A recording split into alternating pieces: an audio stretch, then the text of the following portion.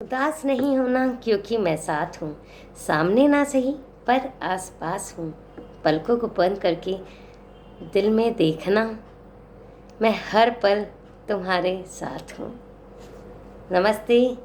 आप सबके सामने फिर से हाजिर हुई हूँ एक छोटी सी बच्ची की एक विश्वास की कहानी लेके। एक छोटी सी बच्ची होती है प्रिया, जो 8 इयर्स की होती है। वो मेडिकल स्टोर पे जाती है अपना गुल्लक लेके। वो बहुत भीड़ लगी होती है उस मेडिकल स्टोर पे। वो खूब चिल्लाती है, अंकल प्लीज़ मेरी सुनिए, अंकल प्लीज़ मेरी सुनिए, अंकल अंकल अंकल। लेकिन कोई नहीं सुनता। दुकान पे भीड़ ही इतनी होती है कि उस छोटी बच्ची पे किसी की नज़र ही नहीं जाती है। फिर उसे समझ नहीं आता कि मैं कैसे इन अंकल को कहूँ कि प्लीज़ मेरी सुनिए। तो उसके पास में जो गुल्लक होता है बड़ा सा, उसको जोर से डेस्क पर रखती है। तो एकदम से आसपास में खड़े जो और कस्टमर्स होते हैं वो भी उसे देखने जाते हैं। सबका ध्यान उसकी तरफ चले जाता है। और जो मेडिकल स्टोर के जो ऑनर होते हैं वो भी एकदम से कि क्या हुआ। वो कहते हैं, बेटा क्या हुआ? अंकल मैं इतनी देर से आपको आवाज़ लगा रही हूँ, आप सुन ही नहीं रहे हैं मेरी। तो कहते हैं कि क्या चाहिए? क्योंकि मुझे चमत्कार चाहिए। तो वो मेडिकल स्टोर वाले शॉक्ड हो जाते हैं कि बेटा कौन सा चमत्कार चाहिए। तो आसपास खड़े लोग भी हंसने लग जाते हैं कि ये बच्ची क्या बोल रही है। जितने में वो कहती कि अंकल मुझे चमत्कार चाहिए। तो मेडिकल स्टोर वाले कहते हैं, बेटा चमत्कार नाम का कोई ऐसी चीज़ नहीं मिलती है। क्योंकि नहीं, यहीं पर मिलती है। डॉक्टर ने कहा है कि चमत्कार से मेरे भाई ठीक हो जाएगा। तो कहते हैं कि बेटा चमत्कार नाम की कोई ऐसी चीज़ नहीं होती है। जितने में पास में खड़े एक सज्जन होते हैं जो कि पेशे से न्यूरो सर्जन होते हैं।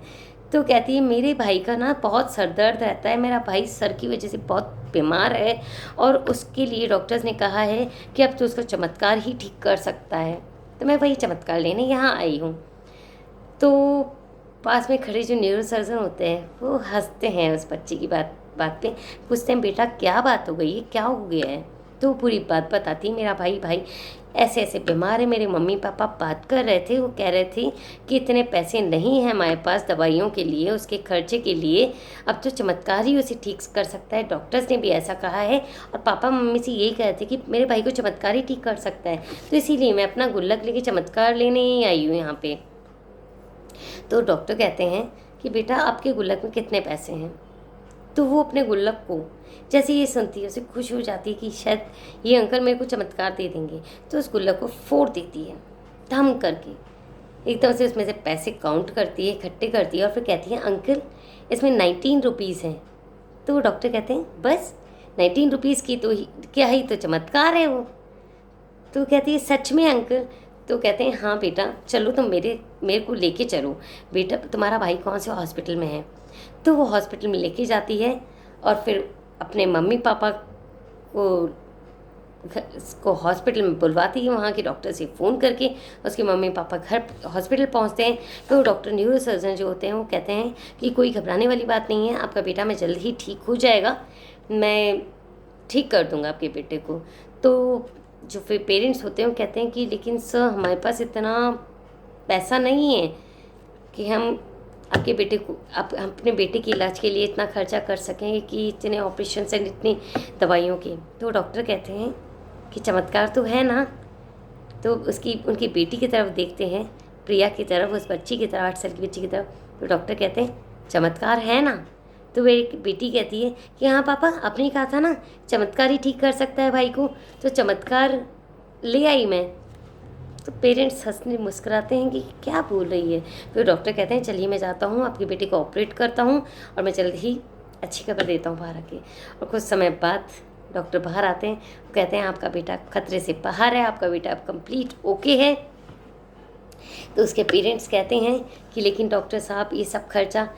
तो डॉक्टर बताते हैं कि आपकी बेटी ऐसे ऐसे मेडिकल स्टोर पे गई थी और इसका जो विश्वास था उस चमत्कार पे, ये विश्वास ही आज उसके भाई को ठीक करके घर भेज देगा। सिर्फ विश्वास। इसलिए आप इस कहानी से बस यही कहना चाहती हूँ मैं कि विश्वास रखिए, कुछ ना कुछ जल्द ही अच्छा होगा। उस ऊपर वाले पे विश्वास करिए। उसने कुछ बुरा किया है तो जल्द ही वापस से कुछ अच्छा भी होगा। बहुत लोग चले गए हैं बहुत लोगों के घरों से, लेकिन बस हमें थोड़े विश्वास की ज़रूरत है कि अब आगे किसी का बुरा ना हो, और उस ऊपर वाले के चमत्कार पे थोड़ा सा इतना सा विश्वास करिए, ये चमत्कार बहुत जल्द ही होगा। इसीलिए खुद को स्पेशल समझो, क्योंकि भगवान कुछ भी फालतू नहीं बनाते, और उस ऊपर वाले पे विश्वास रखिए, वो कुछ भी बुरा नहीं होने देंगे किसी का। Thank you so much.